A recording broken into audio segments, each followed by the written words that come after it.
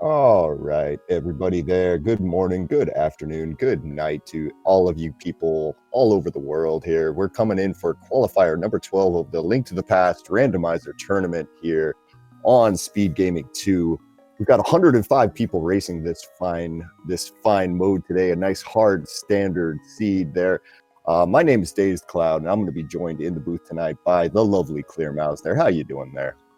Dazed, I'm doing well, really excited for this race. We've also got some two runners here who I have been notified that they are just right on the bubble of being able to potentially qualify as the top 128 racers for this tournament. So definitely they are really aiming to try and get a really good time up for this qualifier. Yeah, no, it's extremely important for them coming down here. There's only, I want to say, 4 more qualifiers remaining after today. So if you need to take your shot, you got to do it pretty much as soon as possible here. Starting off with, since we're going to be starting off with standard mode here, one of the first things to look for as soon as we get going here in just a moment is we're going to have a randomized item there from Uncle. So we could see all sorts of craziness starting off from the word go almost here.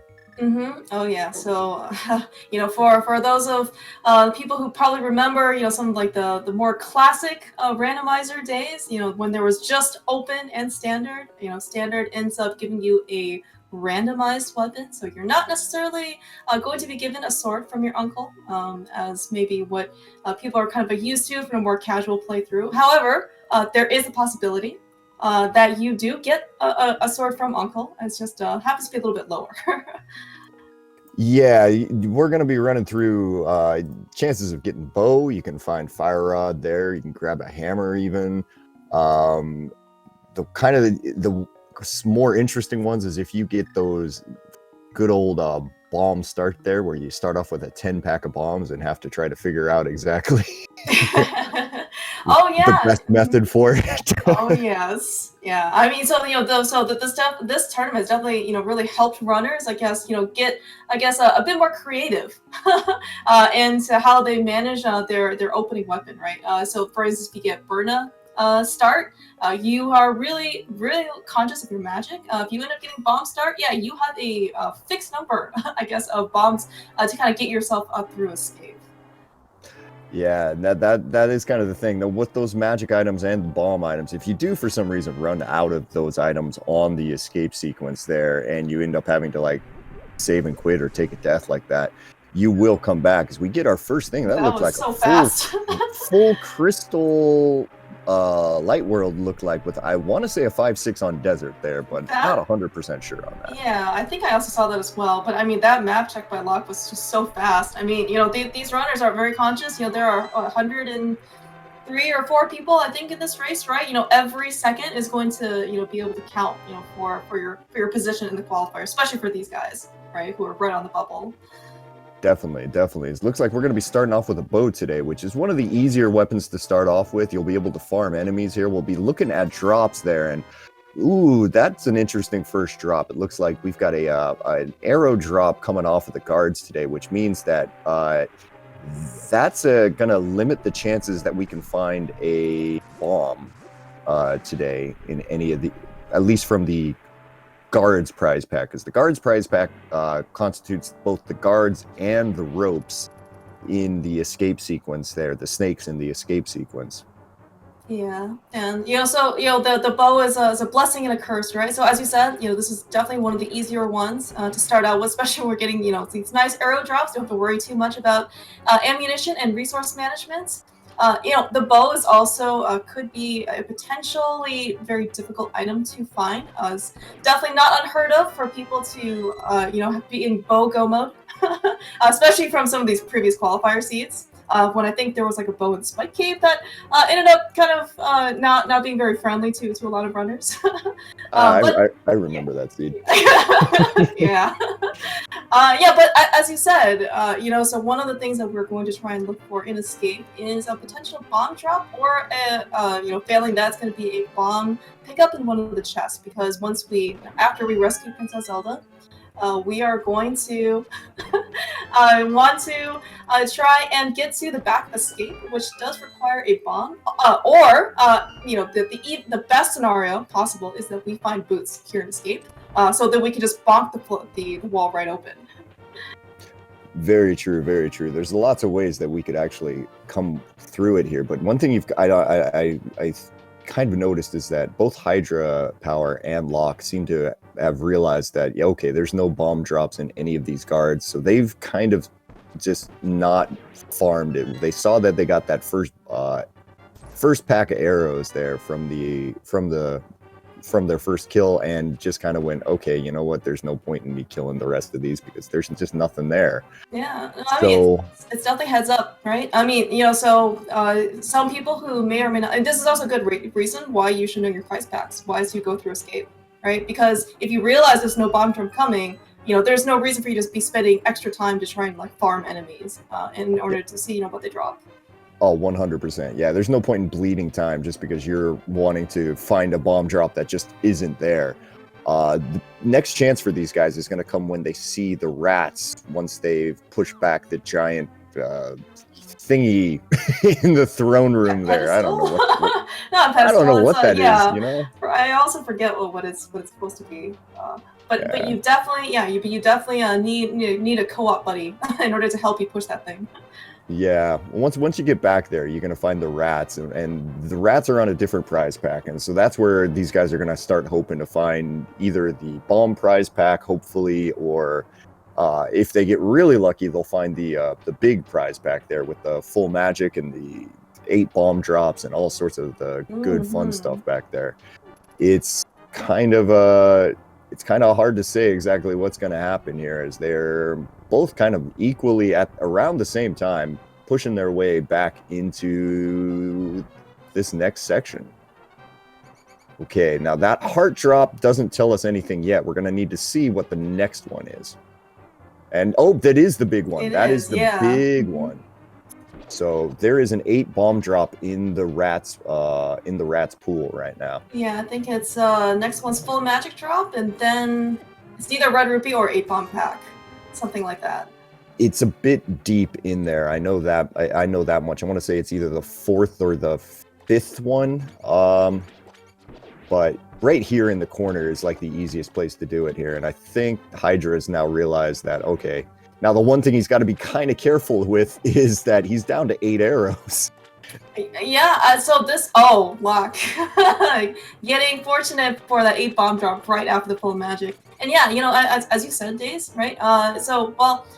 This is also, potential, I won't say like danger of, having the bow is, when you want to try and farm rats, right? The bow is kind of like a one-hit thing, as opposed to maybe like if you have Burna, right? You can try and hit multiple enemies with like one activation. You can see Hydra's getting a bit more dicey on his arrow management here. He's got one shot left. Arrow. I'd go from the bottom here. Yeah, make sure you want to hit this rat. And oh no, that's frustrating because he knows it too. Well, all right. So Locke ended up finding a bottle and a shovel. So I guess we don't know what these fetch quests are, but certainly Locke is in a little better position. At least, going into Kakariko, right? Because he can check Sitkid, and he can, on his way out of Kakariko, can, visit the dig spot. That being said, though, Hydrapower is like not.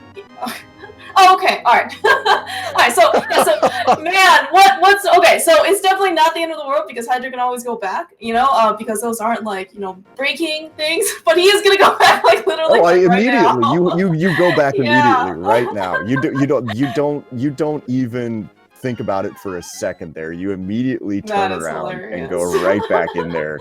And because you're not going to want to leave these 3 things. Exactly, yeah. Everybody else might have gotten these. You're in a qualifier with 105 people. Everyone else is going to get these things here. You have to think that way after a point.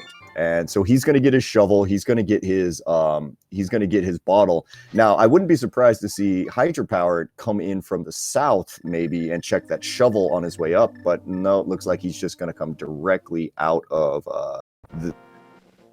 Sank here. As a quick look on the lumberjack ledge there, it just had 3 bombs, so we're not going to be needing that today. Yeah, maybe we should have gotten those 3 bombs earlier. I would have really liked that first time. But as you said, I didn't even realize that he ended up getting the 8-back bomb drop like until afterwards, like after he left the back of escape. But yeah, as we said, as we saw, the last he ended up getting a glove, from escape, which definitely bailed him out. So yeah. Amazing thing there is our bush crab's dropping red rupees right now, so our guys are going to be filling up on their money before they run into Kakariko and have to start spending a little. Yeah, this is actually really convenient too, right? So we've already got enough money to pay off bottle vendor. We can check Dick Spot, we can check Sick Kid, and it's considered to be pretty nice and lucky if we end up getting the flute. But most of our fetch quests in Kakariko are already going to be finished. By the time we leave. Yeah, I mean, like you said, pretty much the only thing that these guys would be hoping for at this point is the flute here. But if you get that, then it's a one-stop shop in Kakariko. Everything's good, you're feeling great, and you move on with the rest of it. As Hydra continues to see, hey, there's just bombs lying around everywhere except for where you wanted them a second ago. That's right. Yeah. Speaking of which, both these runners are coming into Kakariko with 10 full, bombs, so certainly no worries in terms of ammunition. As we find our first permanent weapon, which is the hammer here in Blind's hut. And that's gonna be really kind of nice there, is we can actually start killing things immediately. Now that's gonna also lead to an interesting question, depending on how many hearts our runners get today. Because one of the fun things when we do with a hard standard mode is that there is a cap on the amount of hearts that you can have for the seed there. You're only going to have a max of 14 hearts. You're not going to get any sort of mail upgrade, so you're on green mail the entire time. So there's a balance you've got to kind of strike between how much health you pick up and how safe you really want to play. Yeah, and so chances are, especially for these runners, I don't really imagine them, really feeling the burn between, 14 hearts versus, let's say, like 15 or 16 or 20 hearts. But as you mentioned, there are no mail upgrades in hard mode, which that probably ends up getting racers a lot more, just because you end up getting, 10 or 11 hearts, and you don't. Sometimes when you end up, going into some of the more like dangerous dungeons, enemies can hit like a truck, and you don't really realize you're like 1 hit from death, maybe 2 hits from death, until you die, because you don't end up getting those heartbeats, right? Because you have too many hearts at that point. Exactly, and one thing that I saw Locke do, but Hydra decided not to, is when he dropped into the initial Lost Woods check there, as he pulls out the blue cane from Sick Kid there. When he dropped into the initial Lost Woods drop down area there was a piece of heart waiting. He decided not to pick it up, which I think might be kind of smart, because if you pick it up early, yes, you get that a little bit of additional health early, but at the same time, late game, when you say you're climbing through TR or GT or something like that, and you find yourself that last piece of a heart there, that has bailed out runners so many times. And so if you don't use it early, you at least give yourself that chance of being able to get it later. Yeah, and so it looks like at least for Locke, chances are he's going to visit the dig spot, with that shovel, and most likely, given that Eastern Palace is a crystal, we did pick up the bow from our uncle in Escape. That is a very logical choice. Coming up next, and especially early on, with 4 hearts, tackling Eastern Palace isn't really going to be too much of a danger, right? Considering it is going to be like the first official dungeon of the game. Right, as we get that shovel check there from Locke. So it looks like after all of Kakariko there, you ended up finding your hammer and a blue potion there. It was in the well, and we ended up with Cane of Burna. So not overly loaded by any means, but it's still pretty good. Now, Locke, it looks like, I'm assuming this is going to be a Houlihan play here to guarantee that he gets up to, 500 rupees here. This is kind of a smart play on his side. Yeah, I mean, so certainly picking up that glove automatically does put Zora, who we are going to pay 500 rupees for, a mystery prize, so to speak. And at least, from Kakariko, seems pretty empty so far, right? We, as you said, we got a bottle with blue potion, and we got the cane of burner. So good safeties, but not really. Oh, and a hammer, but not like I would say like too much, right? In terms of like real hard progression. Yeah, there's nothing here that's really telling you need to rush anything right now. That bow technically doesn't really do a whole lot for you. You can kill Armos Knights with it. That's the only thing, but you don't necessarily know if there's another thing in logic there yet. I mean, you're going to go there quickly because, it's a crystal. Yeah, that's true. But it's not necessarily screaming, hey, do this now, do this now, do this now. Yeah, and especially, so we do know that Eastern Palace is considered, the easiest dungeon, but we certainly also don't have that lamp, which lets us, at least logically get through dark rooms. But, dark rooms have claimed many a runner, a veteran or newcomer.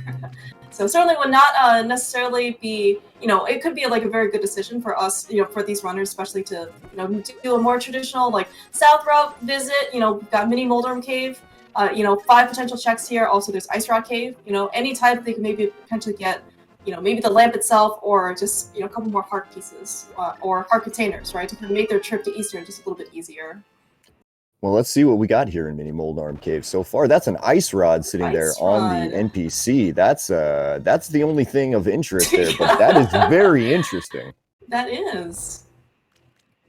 All right. Yeah, and speaking of money here, Locke's decision, at least to do Houlihan pretty early, is going to help him out a little bit because he is over the 500 rupee threshold, whereas Hydra needs a bit more cash in order to try and pay off Zora.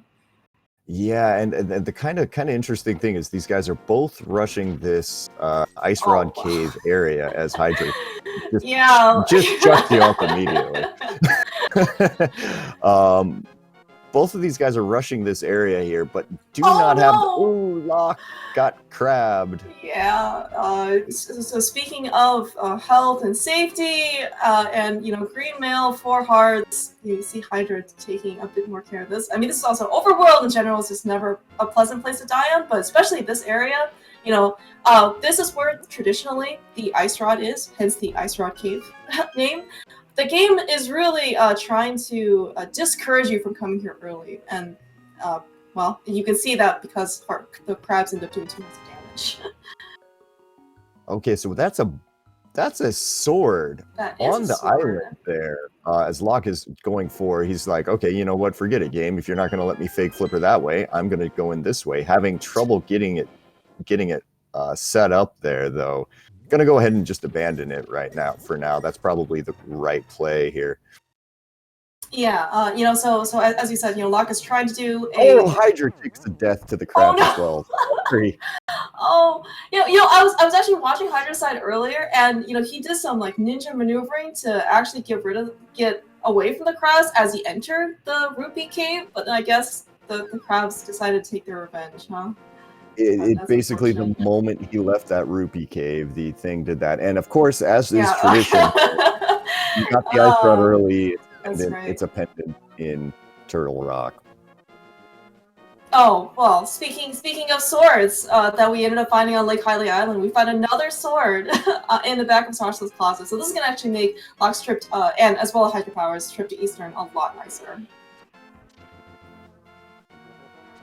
Yeah, that'll make dark rooms that weren't particularly difficult absolutely trivial for runners of this caliber now. So that's going to be a pretty good thing here. As we're still at the moment kind of looking for that moon pearl here, and one thing that neither of these runners did was go out to Agina. So not really sure exactly what's there now. That's the second green 20, which kind of makes me think that if this was just a normal standard seed, not hard standard, that our runners might be on red mail already. Yeah, no, that is absolutely true. So we did notice that on top of the library, and as well as in the back of Sahajala, there were some green 20 rupees, and those are the replacements for when you would have gotten something like an upgrade, but you are no longer entitled to it. So in this case, because we are getting no mail upgrades, but we're entitled to pretty much everything else, we pretty much know that those were the mail upgrades that we were going to originally get in normal mode, but this is hard mode, and such is our life now. Yeah, unfortunately, a hard mode does mean, hey, just good luck. You're going to have to do this. You're going to have to do this the more difficult way. That's just kind of the way that it would be there. Oh, speaking of. Well, that's our Dark World access. Locke just ended up finding the Moon Pearl, which is our last piece of the puzzle there in Eastern Palace map room.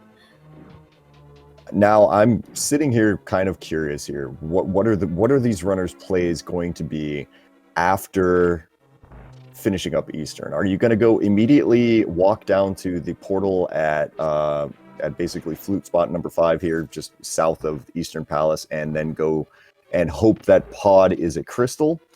Or are you going to save and quit and maybe go do something else? Now, like, the aggressive play would be to go directly into pod, but you don't have a fire source, and man, that's not a fun place to be in with this little health. Yeah. And everything else there. Yeah, I was thinking, so it's like, yeah, we have the hammer, we have the bow. Definitely 2 requisite items that you really want for pod. Fire source or light source is pretty optional. But yeah, like as you mentioned, the 4 hearts part kind of scares me, because you're in the Dark World. Most of the enemies do 1 or 2 hearts damage, so you really have to be confident at your low percent or damageless strats in pod. Yeah, I mean, I'd be most worried about getting through pod, no problem, and then getting back to Helmasaur and then him 2-shotting you. Yeah. Yeah, that's what I would be concerned about. Yeah, in NMG, right, there's a reason why people pick up the Zank heart and really want, 7 hearts of full health as opposed to like the normal 6. So we pick up the Ether Medallion there out of the Eastern Palace Big Key chest here, so that's... Okay, now that's always an awkward one as well. Now, people tend to skip that chest. I believe I think there was another previously where I think like Bombos was there as a medallion, and I think it was like the requisite medallion entered for both Turtle Rock and Meyer, and the unfortunate people who ended up decided to gamble and skip that chest, they did not have a good time. That's cute. Yeah, speaking of not good times, oh man. It looks like we're headed directly back in there. He ended up getting the key, but then I want to say one of the Igors got into him and just kind of bullied him, and next thing he knew, he was on his back looking up at the stars, or maybe on his face looking down at the ground. I'm not sure which way his sprite falls there. Yeah, that's true. I mean, it is a dark room. We didn't get a chance to see anything that ended up happening. Well, let's see if Hydra has a little bit better luck with this. He's holding out his sword here directly up to kind of line up where the Igor is there. Gets the first one here. Now, the tricky part here is the second one. This guy likes to come over and like be your friend. It looks like he gets it without any problem here. And Locke, very quickly making his way back there. I mean, it's not a good death to take, but as all in all, it's not the most punishing one that you could do. You could take it, like, you're not like dying to Cold Stare or Helmasaur there. Yeah, that's really true. Yeah. You're going to be okay. You're just going to be very unhappy with yourself. Yeah, especially, he did the hardest part of that, that room already. He had the key to burn it out for safety. I ended up not needing it, of course, which was always really great to see. And he's also through. All right, we're going to set up for the quick kill here on Hydrapower side. 5 arrows over to the right, and then setting up here on this second tile from the left and just shooting down until they're all dead. That's a perfect kill there from Hydrapower. Really nicely done, yeah. All right, Locke, making sure that he also has enough arrows. Hopefully he's going to get a very similar quick Armos setup. Okay, he's going from the bottom here. This is kind of the way that you would kill Ice Armos fast. There is the same way there. Got a little close to that guy, and now things have kind of gotten away from him, but still going to take him down here pretty quick. Not a huge difference in time. Yeah, and especially, you ended up picking up some extra safety arrows. You ended up not needing them, but, always really great to see, that he would not run out of arrows in this fight. It's kind of one thing to run out of arrows. It's another thing to try and kill this guy on, like, fighter smart. Definitely a lot more costly in terms of time. I mean, you say costly, I say fun. But, Oh, okay. I mean, maybe that's not the amount of fun they want to have, especially if they're quite on the the bubble, right, of the qualifiers. now that is an interesting pendant layout, as is tradition with this this tournament here. We have Pendant Swamp again. And but this time we've also got a Misery Mire as the other pendant there, with Thieves Town as our other red crystals. So this is a really I Whoa! want to call this looking suspiciously jet as we pick up with our flippers out of Hype Cave. I don't know if you're super happy about finding those, honestly. At least, right? Like, they don't have to try a fake flipper now. They could just do the real flipper. Yep. Yeah, and also, picking up the book. Always really nice to see the book picked up earlier rather than later, especially when you haven't really gone to, those far out locations like the tablets or, on Death Mountain. Oh, definitely. Yeah, it's one of those things where you don't want to come in late and have a late book and then just go, oh, thanks for the 2 locations on that's right. the opposite end of the map for me to check there. Thanks, game. That's really nice there. All right, so we are actually finally seeing some divergence between these 2 runners. Locke, as you had maybe alluded to earlier, Days, is taking a pretty aggressive play, and looks like he is going to visit the Palace of Darkness on 5 hearts. Oh man. 5 hearts green mail. I mean, 5 hearts green mail, and then having to do like some of the Dark Turtle rooms. Now, having the Ether Medallion does make some of those easier. If you get the timing right, you can knock over all of the turtles in the Dark Turtle room, pull out your Ether, and just nuke them.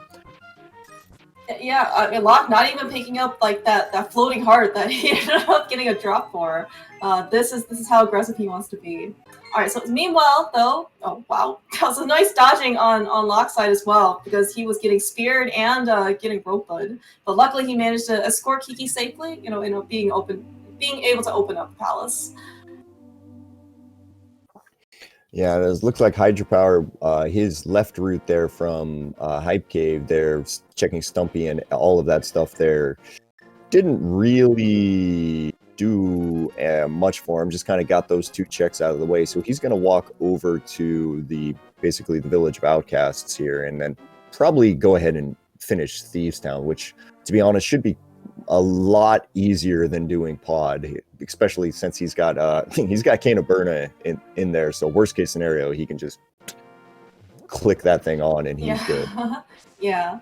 And I'd be curious to see if Hydrapower ends up going to at least to do part of Skullwoods. A lot of people do consider the front of Skullwoods to be, quote unquote, overworld. And there have been some pretty strong opinions both ways as to whether or not you end up checking the front of Skullwoods, before you end up diving into Thieves Town.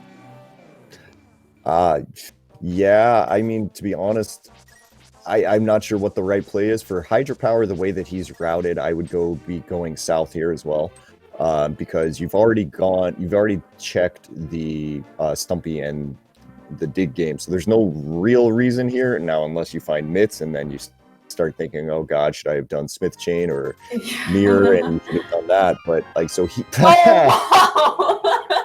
night, everybody. were you saying something about Mitts, Dace?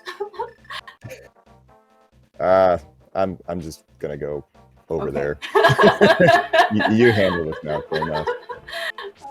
All right, well, so Hydra at least, looking pretty unfazed, by finding the Mitts, probably just taking, at least a time. Wow, Village of Outcasts is really loaded today, finding the hook shot as well. Hey, speaking of, did you say something about Pendant Swamp and flippers and hook shot?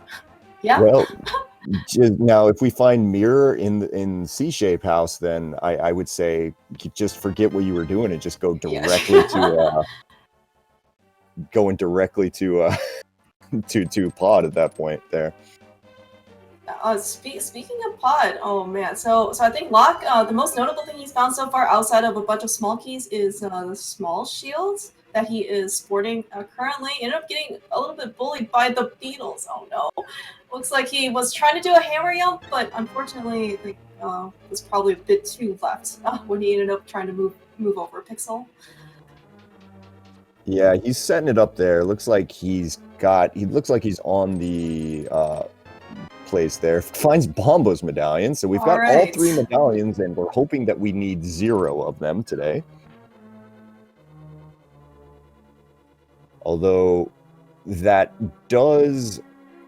Bombo's medallion right there does unlock Ice Palace, and there is kind of a jokey saying that fire in this game always unlocks fire.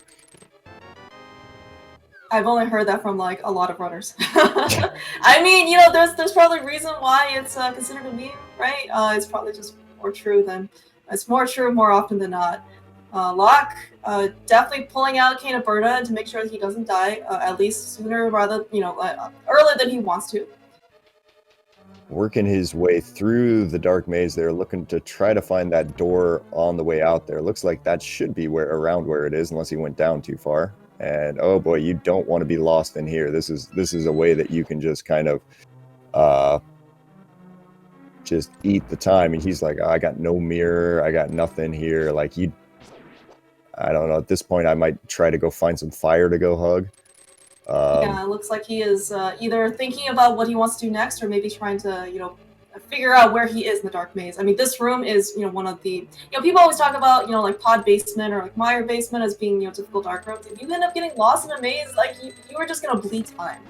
And, at least in like some of the other basements, you end up dying, and then you can, try and reset yourself. But like here, like you don't have an option. All right, he found it. There he goes. He's finally on the way out of there. Took a little bit of time there, but he was able to find his way out. So we also see like quite a. I'm sorry. All right, never mind. Everything we said about pod being hard now, I mean, it still is, but it is significantly easier. Yeah, alright. Locke probably really wishes he ended up finding that lamp earlier. So at least those items he ended up getting Dark Maze are now in logic. Speaking of the other fire source, though, we ended up finding the fire rod here in Thieves Town Attic. Okay, so going over things really fast, Hydrapower might just have hit go mode outside of sword. That is so fast. Yeah, well, that's the thing. At the moment I saw that this had Turtle Rock and Misery Mire as your 5/6, as not your 5/6, as your pendants, you start kind of going this. Now, boots are an option. Boots are an option. So we may also need the Cane of Samaria if the GT Big Key is on the right side of Ganon's Tower. Yeah, and before anyone asks, like, if we're looking at if you're looking at a ped seed, pretty much the only thing I think that could conceivably be on ped right now are boots. So don't hold your breath for that one.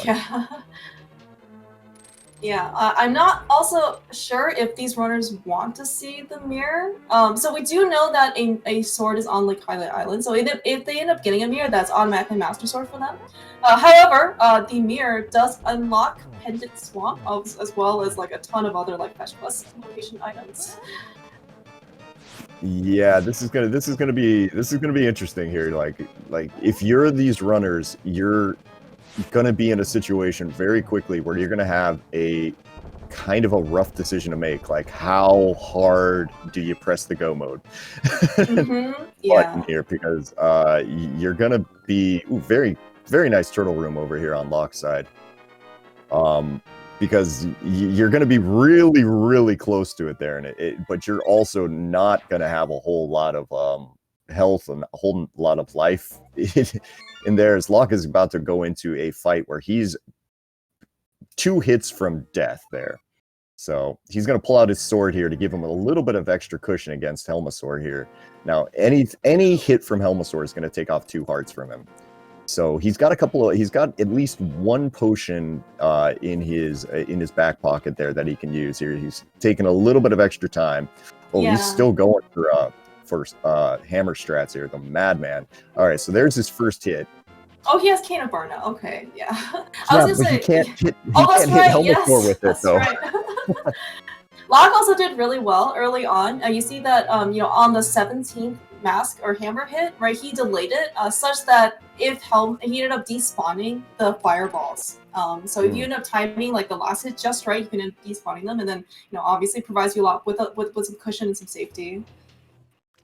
And he doing a great job there, pulling out his second crystal there. Hydrapower also finished up his blind fight, got his second crystal, and he's immediately, very smartly, running directly to Desert Palace and going, okay, am I in go-ish mode or am I not? Yeah. But alright, Hydra, I guess, has an extra bomb for the road. Visiting, at least, you know, leaving a parting gift for our friend Akina. But yeah, you know, so like he did very well on the scripted blind fight, you know, followed it pretty well. And if he's in go-ish mode, what is he gonna do? He's actually doing very reasonable play and basically just rushing crystal dungeons. And seeing that there's a cape sitting there on the desert ledge, I think there's a good chance. I personally, I think I'd take the time to go ahead and pick that thing up. Yeah, and especially actually since, you know, we haven't seen what bumper ledge is either. You know, that could be a sword, you know, for all we know, right? And or you know, or something else, you know, maybe the Canis Maria. And it's very, very little extra time for him to just kind of walk down and pick it up, right? Because if he sees that we end up needing it later, it's gonna be such a trek like, to get back here. Yeah, no, I see. When I said that, I wasn't even thinking about a bumper ledge. I was just, okay, that's interesting. That's a key. We might be going to see. When I was thinking cape, I was just thinking I don't like doing Master Sword Cannon. So there's something about a boss fight at the very end. Yeah, that kind of wouldn't be fun. We are not boots locked. We Hydrapower is in sword mode at basically around 30 minutes into the seed. That's amazing. So did anybody order a jet seed? Because it kind of possibly got a jet seed here. Now things could get really screwy if we put that big key behind on the right side of GT, because we are, I mean, this is just, how much do you believe? Yeah. Well, so at least Hydra's going to be able to, looks like, you know, we just see a compass, right, on Desert Torch, as demonstrated also on Hydra's side. It sounds like he's going to be able to at least get all of the items out of Desert, so at least he has a little bit of peace of mind for this particular dungeon. Right, there are also going to be other dungeons where you're also, you know, starting to full clear things. You know, at least he was also able to pick out all of the items like from Thieves Town, but you know, yeah, when Hydra probably ends up coming into Pod, like for example, you know, he's gonna have to make some decisions about which chest, if any, he's gonna choose to skip. You know, versus he's just gonna go mode the dungeon. True. And I mean, and here's the thing though, like for a lot of these guys too, is they're probably pretty aware of who they're racing against. Like, because I remember looking at this at the roster for this qualifier and just kind of seeing it and going, oh, I'm really glad I'm coming this one. There are very many good people in here, and now that you've got a seed like this, you know that there is someone in there who is just rushing everything right now. And so there is a very, very good chance that you're going to be hitting, you know, you're going to be hitting this. I'm sub 110 is completely reasonable here. But anyway. No, I mean, but like sub 110, especially, you know, if they don't end up needing boots, I mean, that's at least it's definitely going to be a really impressive time regardless. Right. I mean, right now there's six chests in GT in the GT basement that our runners cannot get. But we're gonna have to see. We're gonna have to see exactly how this one works out here. Like, we're not gonna know until we go, and Hydrapower just obliterating Landmo there. That was a really nice Landmo fight. You know, Fire Rod certainly does make things a bit easier. You know, but it still does take, you know, some practice and some skill in order to get a one cycle. Oh yeah, you're right. Fire Rod does make it easier, but you still have to not miss, and he That's didn't right. miss a single shot. As we're going to see Locke do pretty much the same thing. Now, both runners being really smart about their magic use here, going, especially with Quick Salt. Oh, I guess Locke doesn't have a choice. He has to use the lamp over Oh here, yeah. but he does have Ice Rod, so he can do the same fight. It's just much more difficult. The timing, yeah, definitely makes it, it's kind of like a lesser known, fight. Unfortunately, yeah, it's got some short hops, on Lamo and getting some pretty close. And you can see that, just like a slightly delayed time, makes, hitting Lambo, just that much harder. Pulling out the bow. Oh, not even using it. Well, I guess finishing off with some shots. All right, that's fine. This is an NMG. You're forgiven, Locke. I mean, I do like that, honestly. Just the idea of, you know what, I might need this, but then turning out that he just needed to slash him a few more times. As both runners are sitting here with three crystals at just under 40 minutes. Hydrapower now going to head over into pod. Now, there's some discussion about exactly how hard do you hit the pedal here. I'm seeing some people suggesting that Hydrapower should just honestly kind of go mode pod, get the big key, and just go directly to Helmasaur and not check the back. I mean, for these runners, they're kind of on the bubble, like I kind of expect them to be a little bit more cautious than not, because if you guess wrong, that could be your tournament. Yeah, that is certainly true. And I guess, I'm not sure how comfortable Hydrapower is, with dark rooms, but I think if he ends up skipping the backup pod, he will miss out on a lamp. But given that if he can get through the pod dark room, especially he has a fire rod, and Meyer is a pendant, so potentially we would just never have to visit the basement. Skipping out on that lamp isn't probably going to be the end of the world for him. Yeah, it's kind of hard to say. Hopefully he goes back and gets it. Honestly, I just because a lot comes into the late game, and we have to go back to that Ganon fight. We don't have silvers. You bring up a very good point. Yes, you gotta hit that torch glitch, and man, hitting that torch glitch is not free, even if some of the top runners make it look that way. When you miss it there, all of a sudden, especially if you're on Master Sword, you are scrambling for the rest of that fight, and it's not a fun time. No, you like that. That's actually a really, really good point. It's just so as part of the hard item pool, right? We are capped at Tempered Sword. So if you actually end up watching, maybe some more NMG runners, right? They're very practiced, with Tempered Sword spins in order to get 12 serverless spins. But if you are on Master Sword, right, you have to do 24 spins. And magic management is very important when you have to do that many spins. So torch glitch.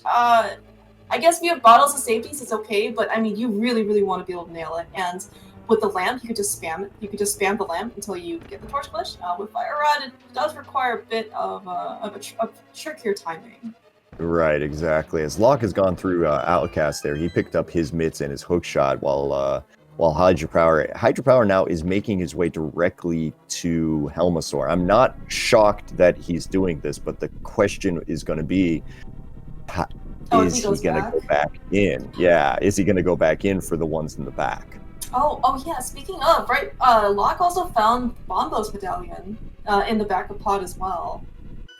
Yeah, I mean, see, that Bombo's medallion, if I'm Locke, I'm very happy about, because all of a sudden I go from being kind of nervous about Ice Palace, where you have to use Fire Rod to break open a Cold Stairs shell, to being like, oh, I've got Fighter Sword and I've got Bombos. I'm not as worried anymore, just because you can pop open his shell, spin him into the corner, and then like throw your Fire Rod shots there just at the bottom of Cold Stairs Sprite and pick up a lot of additional hits off of the splash damage.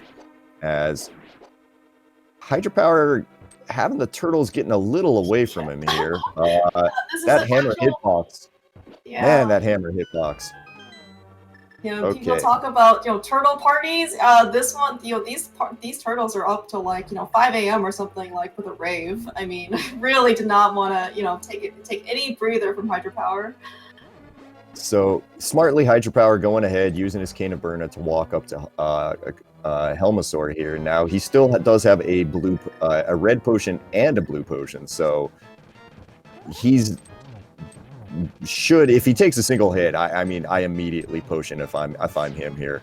Yeah, so that is completely reasonable, right? He is coming in here with 7 hearts, which is what a lot of maybe more like NMG runners come, but hopefully you have more than 3 working hearts. Yeah, it's a rough one here for sure. Locke's about to go up, and he's about to hit his grand decision here. Where okay, there he goes. There's the hit, and all right. So very very intelligent to not quick swap. This is one of those times you really want that extra pause time in order to switch over to the bottle. Exactly.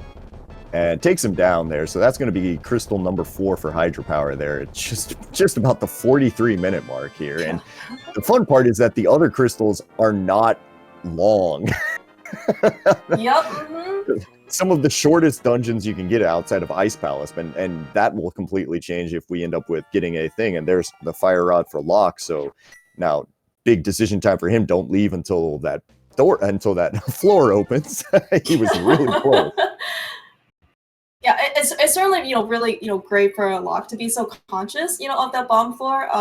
There has certainly at least been more than once when runners ended up either forgetting or not realizing that the bomb floor didn't quite explode. And it's one thing to kind of realize that after you leave that room and you're like, oh, okay, let me go back and re-bomb the floor. Maybe it costs you like 5 to 10 seconds. It's another thing after you've rescued the maiden and gotten all the way to the boss room until you realize that there's no sunlight. Yeah, no, if you rescue the maiden without actually doing the bomb floor, congratulations, you've just added 3 minutes of yelling at yourself to your time. Okay, so Hydrapower is back into the Village of Outcasts area. It looks like we're going Skull Woods, then probably Ice Palace, then we're going to save Tower of Hera for last. Now, Hydrapower, I imagine, on the way up the mountain, even if he finds a sword, is likely to check Paradox Cave. Probably check Super Bunny and Hookshot Cave as well. Probably. Those are some relatively fast checks, in pretty high dense locations. So, if especially if there's some quality of life items, Cicada Samaria, it would be great to have another sword. It's not that much extra time. Meanwhile, Locke wraps up the blind scripted fight, very very well. Ends up claiming his 4th crystal. Yep, and I expect him to wander up to Skullwoods as well here, and he'll join Hydrapower up here in just a minute. So we should probably have both runners pretty close to each other in just a second. Hydrapower just going to pull out Ether and just say, you know what, forget it, I'm killing everything. Yeah, some really nice full magic drops too. Hydrapower is on Fighter Sword. He does have the hammer, but as we've kind of witnessed in the turtle room of Pod, the hammer hitbox isn't the most reliable to be able to hit enemies. So Hydra is probably trying to conserve as much magic as he can and using those fire rod shots to either displace Mothula from being stuck in a corner somewhere, or just some more hefty shots. Yeah, this is not a free fight. It's Fighter Sword Moth is just one of those things that I absolutely hate, because as many people have said before, the difficult part with Moth isn't the Moth, it's his room and his programming. Because if you okay, never mind. Yeah, I mean, okay, I take it back. That is extremely easy. Apparently, I'm just bad. No, Hydrapower ended up doing really well.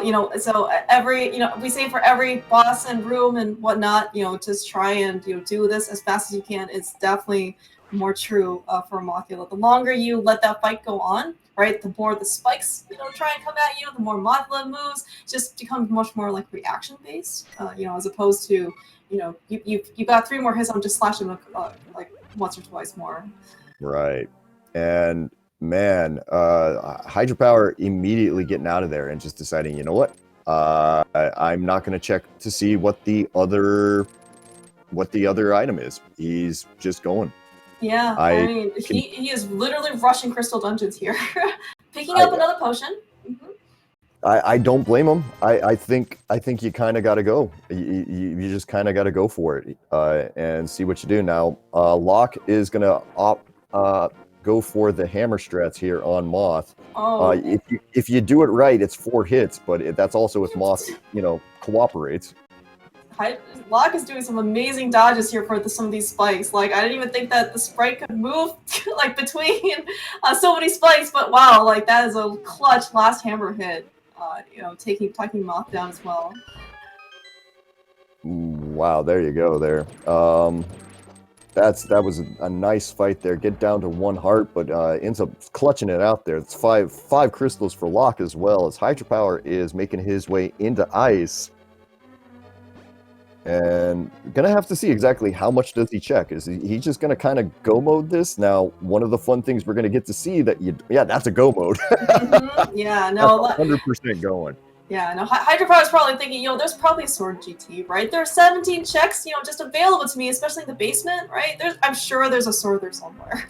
Well, see, that's the thing. There's only 2 swords left, because there is a sword sitting right here on the island, as Locke shows, like high sword. It's a little bit hard to say exactly. Yeah, and as you mentioned, also, Days, like it was like, how hard are you, pressing on the gas pedal? Hydra has basically pulled out all the stops, and he's just rushing Crystal Dungeons. We actually see Locke here, using those flippers. It looks like he's trying to do maybe a couple more overworld checks. Maybe, if he considers to be like fast, right? But Hydra is literally just rushing Crystal Dungeons at this point. See, I kind of like what Locke did there, because if he pulled, say, a sword or pulled God, say he pulled Samaria from it there, he's in just that would have been amazing for ice. Yeah. But he did get something just as good, though, because when he threw his bottle in there, Fairy gave him a blue potion. So he's got a free blue potion in there, and he didn't have to go walk all the way up to what's it called? Walk all the way up to the potion shop there. There we go. Oh, that's right, the potion shop. Yeah, the one right behind Island. Right. All right, looks like Hydra is going to take a couple more seconds out of his day to at least kill the free source. Ended up getting a small key for his trouble. Probably not the thing he wanted to see. Just like when Helmut ended up dropping the map, he's like, oh, couldn't at least you give me an item, so I didn't have to know until they come back. Yeah, kind of interesting. Hydra is he's gone for it there, because he didn't even go back to the back of pod, so he's missing his lamp, so he's got just a little bit more difficult life ahead of him here. Doesn't have bombos either, so he's got this is gonna be a fight.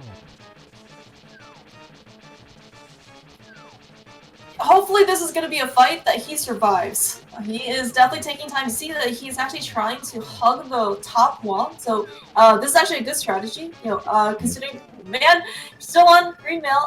So you actually look at some of the falling icicles. If you're on the top wall, you actually see them like despawning. So that is actually a bit of a safety, because these falling icicles end up doing 2 hearts of damage. Just like what Hydra demonstrated.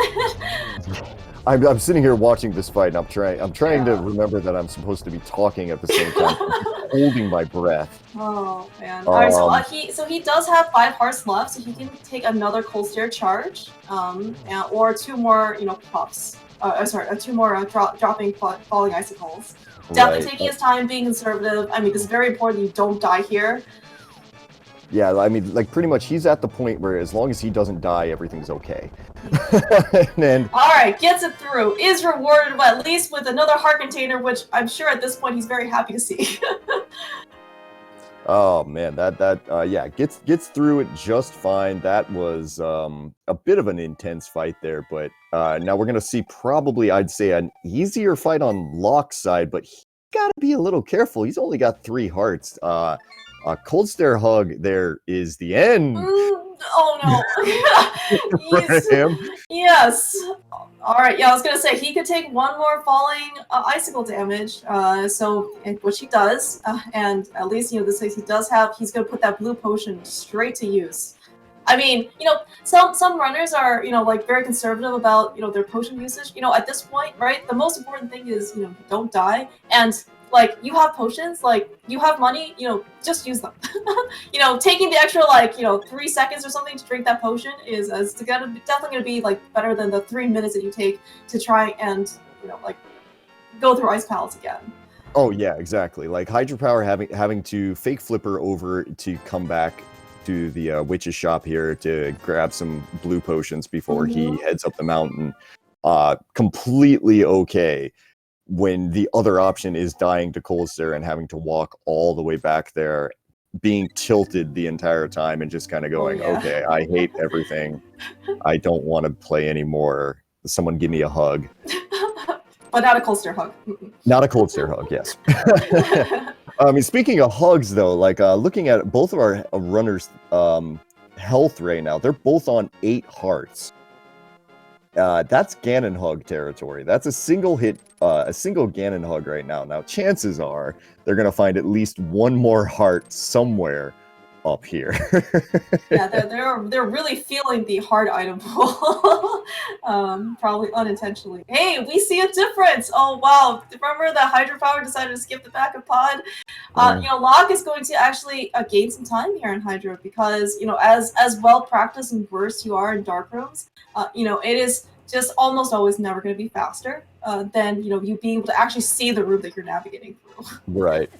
No, I mean lamp is one of those things that like most top runners don't need it, but if you ask them if they're gonna pick it up if it's just on the way, they'll 100% say yes. I mean, it's just like why would I make things significantly harder on myself? Yeah. All right, we saw quite actually the health difference already on Locke on 4 hearts versus Hydrapower 6. Death Mountain though is not treating these runners particularly kindly. It's giving up. And Dead Rock. It's just the worst enemies there. I mean, I would completely understand pulling out the Quake Medallion and just saying, you know what, guys, take go this. Away. That's right. All right, let's see what Paradox Cave has in store for us. Looks like Hydra is also going to take the time to check out what these chests have.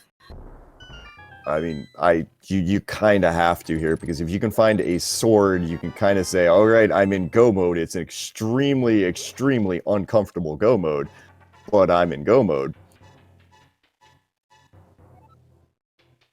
All right, top 5 chests, got a lot of red rupees so far, 10 arrows. That fairy, I mean, okay, that mirror is a second sword. That is true. And, like, we've already kind of got to the point where we are just interested in finding a sword. Oh, no, Locke. Unfortunately, looks like did not get the lineup quite right for at least the bomb jump over. I guess our runners are in solidarity with each other. Locke decided to unfortunately miss the bomb jump, and Hydra is like, you know what? I'll join you. I'll just jump down. And we'll go to the dark world together in this bottom portal. Yeah. Now the fun part is do these guys want to just say, okay, I have my second sword here. Do I just rush GT now and do the entire climb on 8 hearts green male fighter sword? I mean, yeah, you can. I mean, do you want to though?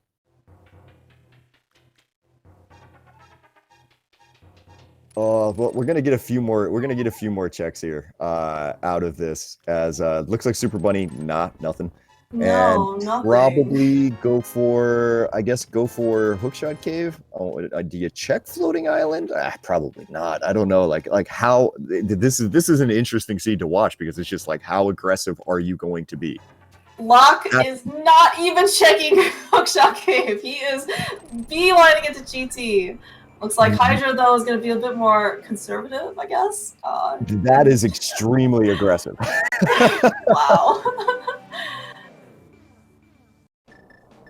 Oh, right, Locke, remembering that we still need a 7th crystal, which is our Tower of Hera. Yeah, and there could be a sword in here. That's absolutely true, yep. Yeah, then everybody's there, then you're happy and everything's fine. All right, so we're just Locke.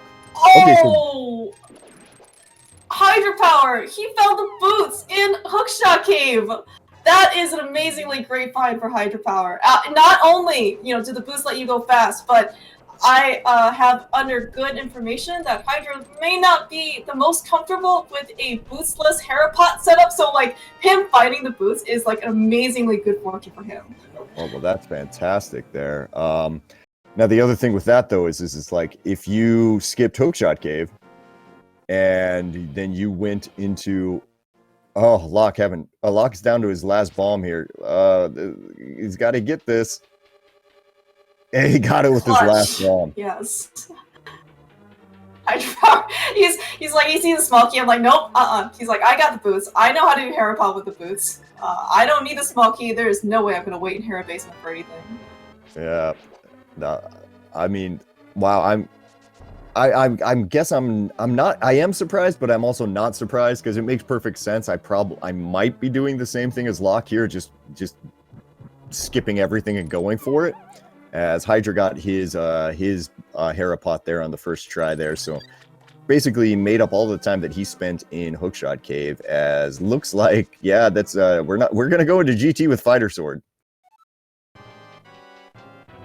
Yeah, it looks, so can't believe, Hydra took all that time in order to find boots, and, because compared to Locke, he is actually not going to be the first for restream runners to go into GT. Speaking of, is there a game we're supposed to be playing or something? Yeah, you got about 5 seconds. 5 seconds? Guess numbers between 1 and 22, where the GT big key is. Go ahead and get your numbers into chat really fast there. We're not running a bot or anything today because there are 105 other people running this right now. So, but we'll count from what Locke shows us here.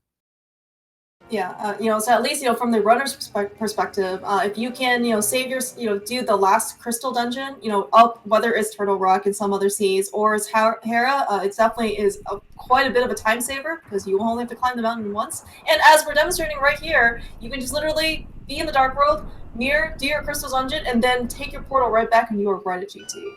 Now here comes the moment of truth for every single runner doing this seed right now. Is the GT big key on the right side?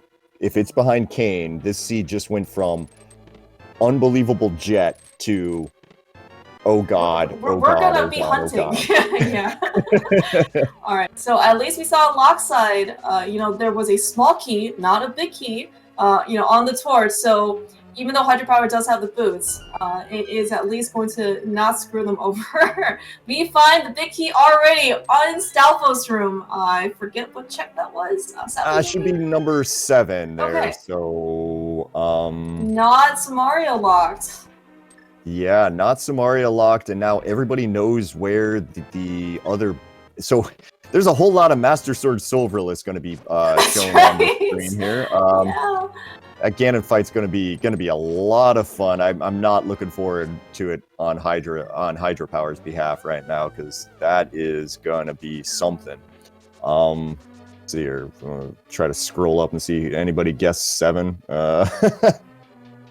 Now, at least, like, the good news is, for both our runners, I think they're both pretty well stocked on potions. So, like, this is one of the reasons why you also make sure that you have some safeties in order to get through that fight. Because not only is it a difficult fight, it is also going to be a long fight. And resource management, health, and magic management is definitely going to be just as important as you be able to nail those silver spins. Definitely, definitely. And the big thing that we're going to probably... I think one of the things that we can almost guarantee is that at the top of the tower, these guys are going to open all 4 chests at the top of the tower. Oh yeah. If they don't, we're gonna have to ask, like, okay, there's being crazy, and then there's just being like, there's being aggressive, and then there's just being reckless. Yeah. Now, I guess a question would be though, if they end up finding a sword, you know, in one of the last 4 chests in Ganon's tower, do you go back to Lake Hylia Island and get tempered? Do you think it's worth it to them? I'd have to. Yeah, I would have. I think you would have to, just because, like, the difference between, like, even if you're fast, Master Sword Ganon is not fun. that is true. It's just it's a bad fight that nobody likes to do. Tempered is it's yeah. Locke is having a day here. Okay. Yeah, so this is actually going to be another difference actually for, you know, the gauntlet. So, you know, Fighter Sword Gauntlet is never going to be any fun, just because, you know, you're at this point, especially in, you know, casual playthrough or most normal Cs, you're here on at least Master Sword. You know, the fact that these guys are on Fighter Sword makes it that much harder. But have you ever tried Bootsless Gauntlet as opposed to, you know, Boots Gauntlet? Like, it's Hydrapower is going to have a significantly easier time just because you're going to be more used to you know, dashing through as as he's getting just as bullied in Gauntlet 4. Yeah, you want to keep talking there, Clear? Yeah, never mind. Just try to keep going, Hydra. I mean, that's the thing. These fighter swords and these red Zyzacs in here, they take such little damage from that, from those stinking things there. As Locke's going to take a second, he's going to refill on everything in this room. Yeah, Hydrapower even, you know, took a bit more, you know, conservative route. He also visited the safety room right before, you know, after the cannonball room. So he was definitely well stocked, and definitely paid off in this case because he didn't have to use any of his potions, and we kind of see, you know, how he, you know, how beat up he got, you know, in Gauntlet 4. Yeah, now I think both runners had 2 potions before they came up, or at least I know Hydrapower had 2 potions before he came up. He's used 1. I know Locke used 1 when he was fiddling with his Herapod. Run!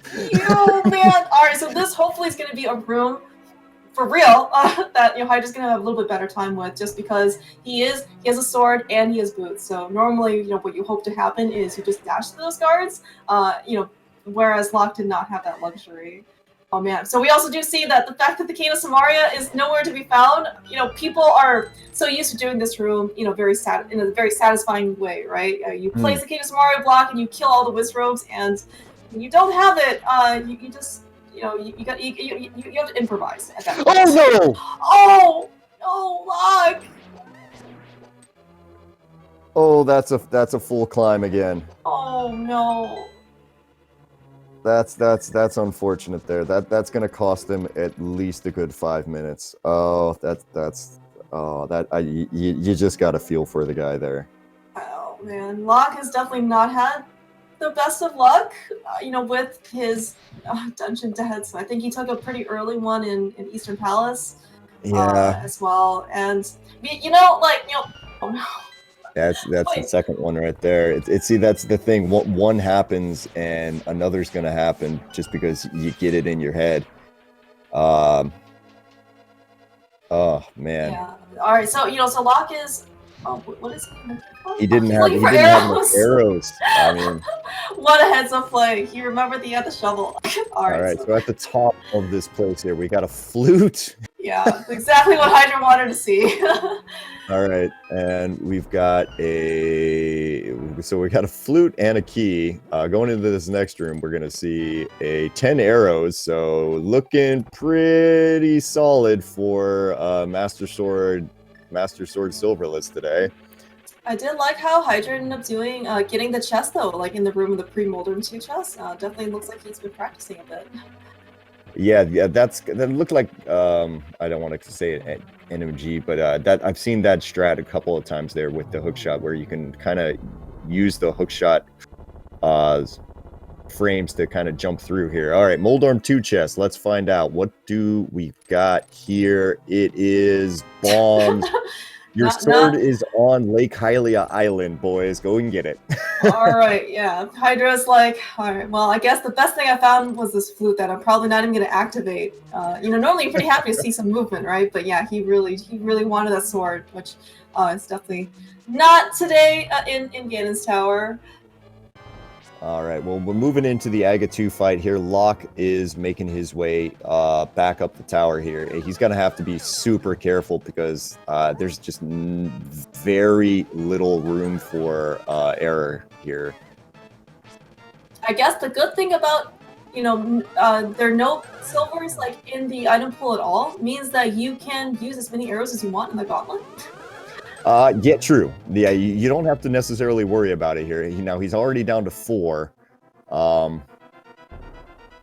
have to just grind it out the best he can. This next room is the hard one, as Hydra takes down Aga 2 very, very well here. Now he's into a bit of a fight himself in just a second here, as while Locke's having to use this hookshot iframes to get away from the BMOs here.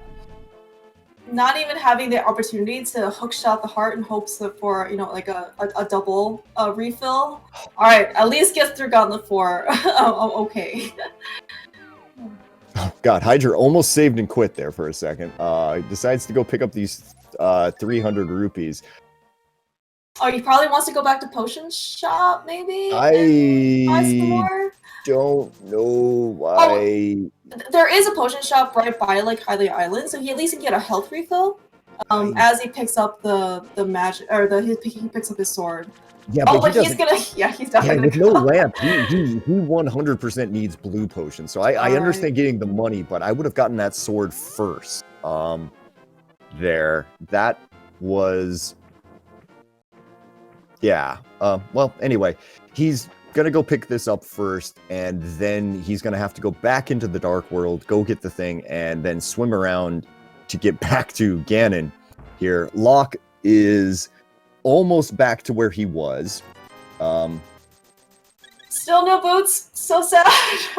Boostless Gauntlet twice is really just not fun. Especially, you know, it's really, you know, kudos to Locke to try and just keep all of this together, right? Because a death, you know, in general doesn't ever feel good, especially a death, you know, pretty late up to Ganon's tower. But I mean, he's just right back, right, and trucking and try to get through this gauntlet as fast, as he can.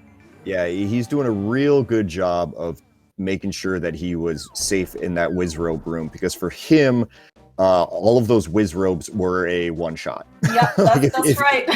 If he had gotten dinged even the slightest bit there, that would have been terrible. Yeah, I guess like one good thing that comes out of only having green mail is that you know the damage tables really well. Oh no, Locke. Okay. There's another consequence where you don't have boots. Is sometimes you just kind of forget about some of the lamp's timing for this. Yeah, he's gonna be okay this time. He'll be able to fire rod it from the bottom and do this. Now Hydrapower is finally in what we'll call it actual 100% real go mode here. Now Locke needs to be a little bit careful. All right, gonna take an extra second just to make sure everything is okay, and he's made it through the top room. Now, unfortunately, he's not out of the woods yet because there's no health refills up here. Yeah, no, that's actually a very good point. As we saw on Hydrapower's side, the best item that we ended up getting, Hydrapower, was unfortunately that flute. There was, I think, some arrows and some bombs, which is definitely not of help to either of our runners. Hydrapower ends up being able to farm, I guess, that extra heart. So he is on 9 hearts currently, which actually is a pretty important heart because I think, as you said days before, Ganon does 8 hearts of damage. So yeah, that was a good one to get here. This is good luck to Hydrapower here, because this fight's gonna be crazy. He's got to get 12 sword spins on the first 2 phases of Ganon here.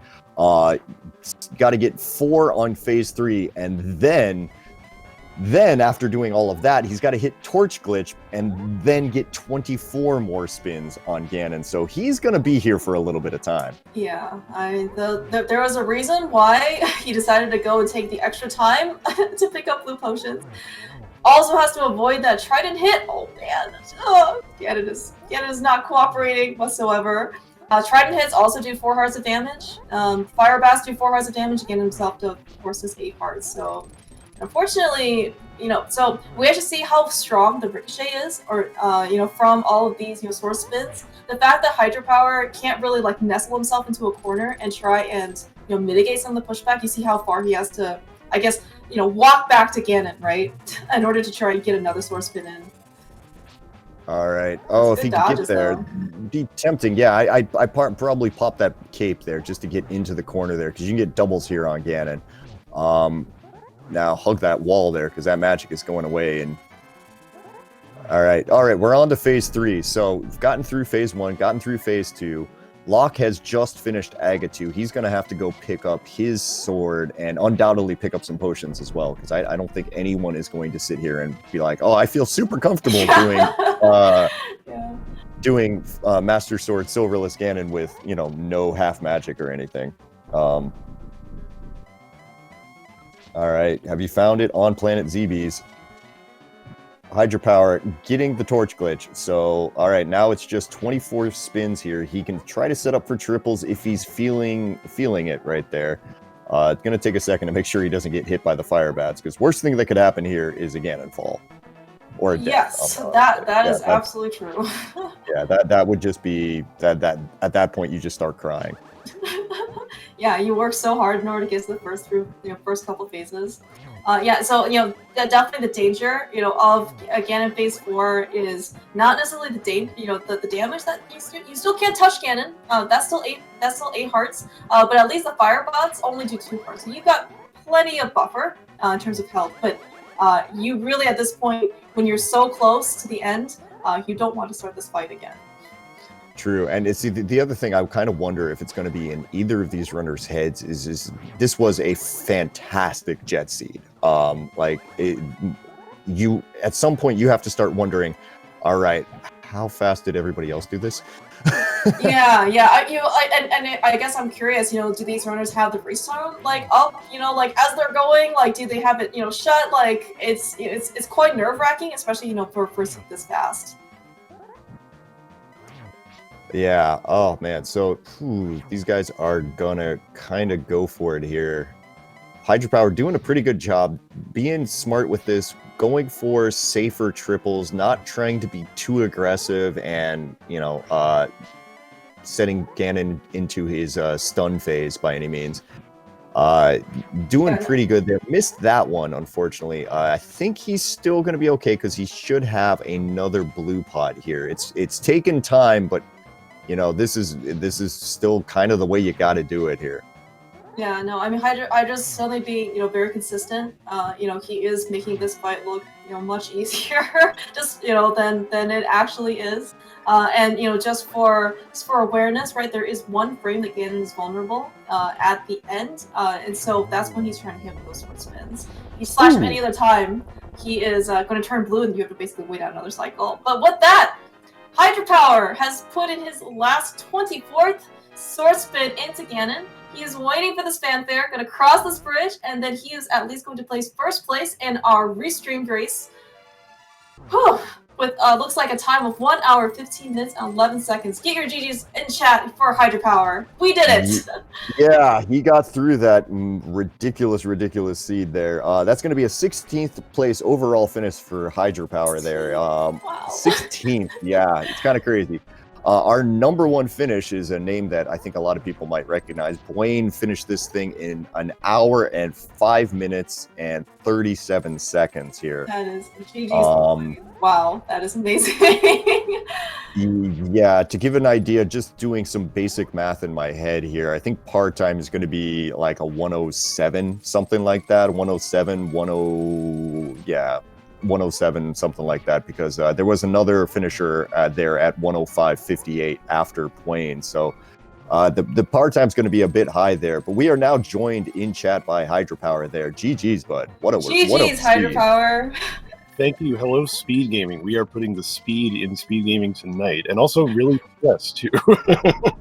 Stress gaming for sure. Oh, Hydra, that was hard to watch. I see the pendant layout. I'm like, this is hideous. This is the worst possible pendant layout because I am notoriously bad at jet seats, including in this tournament so far. And I'm just like, no, this is horrible. You don't need anything. You don't even need the hook shot. So it's probably going to be a hover seat or something like that. And I believe this tournament must be sponsored by Pendant Swamp Palace because every freaking qualifier has had Pendant Swamp Palace. For some reason, I don't know what's going on here with Sahabot, but I'm just like, oh boy, this is terrible. And then of course we hit go mode at like, I don't know, under 35 minutes or something like that, I think, on your side. It was ridiculous. It was like a spoiler seat, Mousy. I don't know what's going on. So I'm just like, well, I don't know if you guys talked about my current standing, which is, let's say, out of the running right now. So I'm just like, I have to YOLO this whole thing because I need to have a good race just to have a chance to make it. So we're just skipping everything and hoping that it all works out. And somehow it worked out. Yeah, I was going to ask you, like, how are you feeling a little bit better about your, potential tournament entry after this qualifier? Yes, because I did the math, and so this score is going to get dropped, unfortunately, but that's okay because that brings up my average to the maximum it could be right now, which is 77, and that could be enough. I don't know. It doesn't seem very secure, but it's better. Because I could have completely bombed, this entire thing and ended up with another like 70 or 65, and then I really would have been out of it. So I'm glad I escaped. I caught the flight this time. I wasn't like hanging out at the airport bar drinking and missing my flight like I have in previous ones. So I got the flight. Everything's good. We're on the connection here, and so I feel good about that. I'm definitely going to have to do additional qualifiers because this was number 5 for me. So I'm glad that we have the opportunity to do that. And so later this week, I'm definitely gonna do a couple more and try to improve that standing to somewhere in like the low 80s, which should be enough, I think, in that case. And just to jump in really fast, get your GGs into chat there for Locke there, who went ahead and he had a very nice silverless fight on his side there. He's gonna come in 27th place overall here with a time of 1:18:34 there. So considering everything that happened, that's an amazing time. Yeah, no, Locke like really just like finished really strong, like with a very consistently done phase 4 Ganon, especially the fact that he was on 1 heart the entire time. But Locke managed to pull it through, so very, very happy to see that. So I guess my biggest question for you, Hydra, is like at what point did you kind of decide, what, this is horrible, I'm on Fighter Sword, I'm on all of this stuff, but I've just kind of got to go for it? Basically, as soon as I got the fire rod. Well, okay, no, that's not true. When I got the fire rod, I'm like, I have to go check desert. I have to know if that's go mode or not. So once I got that, I'm like, well, we just got to go for it. So I barely even checked any like easy stuff. I just like, I have to go for it because in this case, like I said, I'm on the bubble and I really need to not waste time. You 5 seconds here, 10 seconds here in a seed like this with par times like this, you can't afford that kind of time. So I was hoping I didn't miss some really obvious sword somewhere, but I'm glad I knew about the sword on the lake island. So if I didn't know about that, we would be looking at much different outcomes, I think. I don't know if anybody knows where their other swords are. I see something about Rando Room, but I don't know. I mean, if I didn't know about the lake sword, I probably would have kept going and I probably would have found that one. So maybe it wouldn't have been that bad, but still, you're thinking of like other checks along the way, like maybe in dungeons, and who knows. But thankfully, I knew about it. So I do have to laugh about something. So Clearmouse and I have a little running gag here. I was going to ask you about this. I know she knows what I'm talking about. So last year I lost 2 spoiler tournament matches because I didn't know Bootsless Harapot, and I am an incredibly lazy person and I still don't actually know it. So it doesn't necessarily come into play except in like spoiler tournaments because where the key is and stuff. And I'm just like, what's going to happen? It's going to be the small key, and I'm going to have to be exposed here about the fact that I still don't know this 1 year later. And Mouse is just going to zing me for the rest of my life about this. But then I got the boots, and I was like, haha, not this time. So. If you choose to watch this restream back, Hydra, there might have been a reference or two about your boostless hero pot. No, that's totally fine. I am really good at self-deprecation, so anytime you want to zing me about anything, that is perfectly fine. But yeah, I'm just like, yeah, of all the times to have it happen again, here it is again. But no, I managed to find those boots, thankfully. And we're now joined in the booth here by Locke there. GG's there, bud. GG's, Thank Locke. you. That was stressful. GG. GG's. To be honest, it was stressful for us to even like commentate. There was more than a few times with some of your guys' fights there. I think Hydra, you ended up doing that hammer cold stare, and a Locke just there was more than a couple of times where we're just that Ganon fight. You're down to a single heart doing phase 4. Oh, see, phase 4 wasn't a problem. It was phase 3 where he got off one of the fire back, and I was in the middle of 2 of them trying to get a hit on. I'm like, what do I do? I mean, there was some fancy footwork there. I also I remember your moth fight there where you were dodging spikes and we were trying to kind of like, wait, how did that not hit him? Question, I don't know either. So. Oh, all right, fair enough. We were watching Gauntlet 4. You do it twice, and Hydra did it once. It was really scary to see. I hate that room so much without boots. A master sword even. Just God. Fighter sword gauntlet is the worst. Yes. Absolutely. I was curious. Like, did you end up finding out where boots were? No. Where were Okay. boots? So Hydrapower took the extra time to check Hookshot Cave, and that's where they were. I should have checked Hookshot Cave. I thought about it because I went through Super Buddy. I'm like, I should check Hookshot Cave. Nah. Oh, that would have been such a better time. I would have probably gotten like what? I would say maybe closer to top 5, because I wouldn't have died probably in the laser room there with boots. Yeah, I'm not sure how much time it ended up costing. I think Days was estimating it was something like 5 minutes or something like that. That was my best guess too. It was about 5 minutes or so, which just 5 minutes alone puts me at 11th. And then you add on a couple more minutes or so with boots, that probably would have brought me up to 7th, 8th. Yeah, no, that death was unfortunately pretty costly for you there. Like, how are you feeling about the rest of about your place for qualifying? Before I died, I was feeling really good because I needed a good time, because I figured I wasn't gonna be the top, right? But then I saw in GT like people, like 5, 6, 7 people were done. I was going upstairs. I'm like, cool, perfect. I'm gonna hide the race room, can focus on. And then I died. I'm like, oh no, my placement.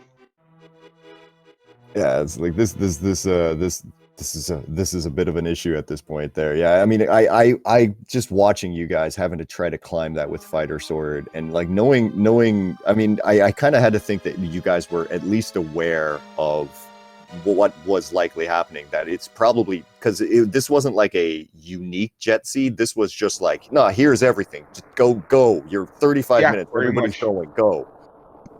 Exactly. I mean, the only thing you're worried about is the cane, for right side. But again, I'm in full YOLO mode. I don't care. I felt lucky that I checked all of the mountain except for, I guess, Spiral Cave. I missed that. I skipped that one, but that's fine. And found those boots. But yeah, like, and the other problem too is I had to conserve the magic because I didn't have the lamp because I didn't find that. So that's why I had to like change tags on like landmo and start doing like hammer landmo and stupid stuff, and because I had to make sure I had enough magic for the torture room. And you might be like, well, just use your potion. Well, I have to conserve the potion for Ganon. So there's just no options here. And it was I was trying to knock those red horse heads into the spikes like you do with boots, but without boot, or with just fighter sword, if it goes wrong, then you're just kind of posed and you're just flailing around. So, and I still ended up using a potion anyway, so I was down one again, so whatever. Fighter sword gauntlet sucks, don't do it. Oh, that lamp was in a fun spot. So I did pod bomb jump, went through the dark maze, got everything there, went out the door, then found my lamp. Yeah, I was gonna say, I think the lamp probably screwed you both over a bit. Yeah, so like I think Hydra, by the time that at least Hydrapower got to pod, he was just go moding it because he already found Fire Run. So you completely skip Bombos and the lamp in the back, and then as we were watching you go through pod on like 4 hearts or something, like you went through all the trouble to do the dark maze, and then what do you find? And The lamp right afterwards. Like, why not? Because I was thinking about, I'm like, normally if I have big key and a small key, I'll just do the bomb jump, you know, go out the top door, whatever. Because I'll get the keys again. I was like thinking, I'm like, I'll do it anyway. But this is the one time I should have just gone up, grabbed the chest. I mean, I'm glad I got the lamp there because I don't like doing the turtle room with such low hearts. So I don't mind it, but it's just kind of funny that I got it that way.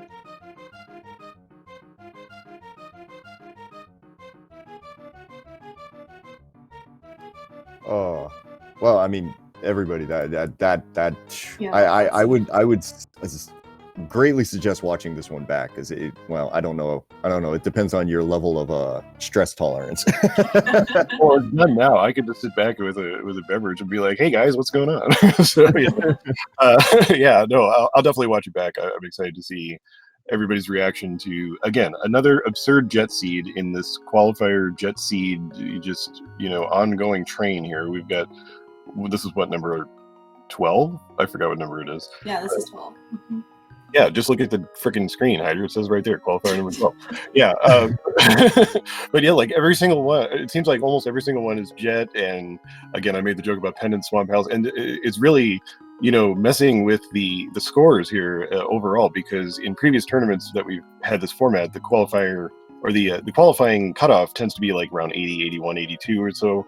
But here it might be like 75, just because we've got all these jet seeds, and if you miss the jet seed, you get just toast, really. And there's some big names on the outside looking in right now, and it's really crazy, honest to God. So yeah, fun stuff. Thank you guys for commentating tonight. I really appreciate it. So thanks for Yeah, thanks for the thanks for restream having coffee. me too. I got the message Yeah. from Sabotender like, "Hey man, you want to be on?" I'm like, "You want me? Okay, sure, I guess." But yeah, here we go. Yeah, It was fun. same, I was just like, "Aw." I was like, "I'll do it," but but okay, maybe not. So here we go. But I'm glad it was fun to watch, and very competitive overall. So thanks again, guys, and everybody have a good night. Okay. Yeah, no. Thank you so much for being our racers tonight. It was a really, really exciting scene. Definitely to watch. And talk about, yeah. Definitely. Anything you want to add there at the end there, Locke? Fire Sword Gauntlet sucks. I'm glad it wasn't a hover seat. I was worried about that the entire time. And that's all I got. Well, yeah. Thank you for allowing us to restream you tonight there. And GG's on the race there, bud. Thanks, and yeah, thanks again for the restream and the commentary. I appreciate it. I'll watch it back sometime tonight. No, you definitely did, like, some of like your low percent survival stuff, especially in pod, was like, oh my gosh. Like, the good thing is I play a lot of mystery, so I'm used to doing really dumb stuff. So, like, that part didn't bug me. It's just when I got to the end and I'm like, I have nothing. I have, like, basically no kind of safety. That's when it started to get kind of... Yeah, no, that's true. Like, the seamless, I mean, so, like, hard mode in general is, you know, can be a bit stingy, but, like, see, even early on, it's just, like, there was just, like, nothing, right? Like, no boots, no swords, no health. At least they gave you a bottle. Oh, it's pretty clutch. Yeah, pretty clutch first dig, though, right out of GT. I know, right? After I died the second time going to Gauntlet, I'm like, I need arrows. I don't trust this arrow spawning. So I'm going to walk outside and dig. First dig, I'm like, perfect. I'm going to go back in now. I don't need anything else. Oh, that was amazing there. Just to have like, oh, I'm in trouble. Oh, wait, no, I'm fine. Yeah, just immediate. Well, I guess with that then, maybe we should go ahead and start wrapping this thing up for the night. Everybody. If you can, go ahead. Yeah, go. Give these guys a follow. They deserve it after that. Yeah, after all this. Yeah, after everything that they went through on this seed. Oh, that's such a wild one. Such a wild one. It was a lot of fun to be a part of. Oh, sorry. Go ahead, Clear. I was just actually gonna spit out some, Hydra and Locke were talking about, some big names, looking in, also some pretty big names finishing. So Boyne finished first, today with 1 hour and 5 minutes and 37 seconds. So rounding out the top 10 is In the Name of DT is second, One Up is third, Gamma is fourth, Aussie is fifth, Plasma Kappa, Hitsu, Frostbite, A0, Fear Agent, and Zelga. Top 11. I mean, like, these are all like household names, right? It's really scary. Like how stacked like this field is. You could have easily gone down to, I think, like top 30, 30, and, yeah. and most people would just be like, oh yeah, I know him. Oh yeah, I know them. Yeah. I mean, placing in the top 30 in a qualifier like this with the amount of people and the way that you had to run this seed is just something to be commended for. I mean, it's not an easy thing to do. Mm-hmm. Yeah, no, especially I mean, and you have 105 of these people, right, that you're trying to compete against.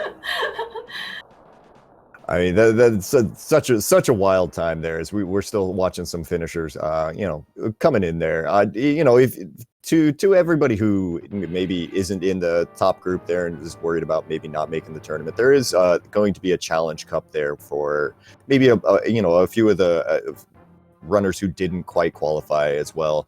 That I just go out of my way to kind of say, hey, if you're interested, go into that one as well, because that's a lot of fun, and it's a lot of good practice for maybe being able to qualify for the main tournament next year. But it is, just GG's to all of our runners today, all 105 who participated in this incredible mess of a seed.